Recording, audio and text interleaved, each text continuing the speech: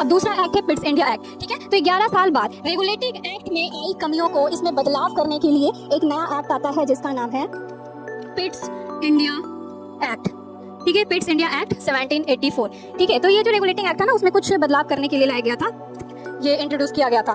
तो ये जो पिट्स इंडिया एक्ट है, इसके तहत बोर्ड ऑफ कंट्रोल की स्थापना की गई थी। इस एक्ट में हुआ क्या था ना, जो ब्रिटिश ईस्ट इंडिया कंपनी है, ये 2 भागों में विभाजित हो गई।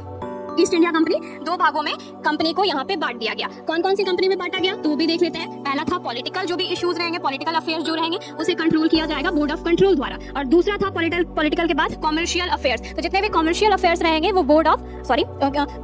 कोर्ट ऑफ डायरेक्टर के द्वारा इसे कंट्रोल किया जाएगा। तो याद रखेंगे, ब्रिटिश ईस्ट इंडिया कंपनी को 2 भागों में as per Pitt's India act के तहत विभाजन इसका किया गया था। फर्स्ट टाइम यहीं पे डुअल गवर्नमेंट की शुरुआत की गई थी। तो अगर पूछा जाए as per which act firstly introduce dual government, तो याद रखेंगे पिट्स इंडिया एक्ट 1784, ठीक है।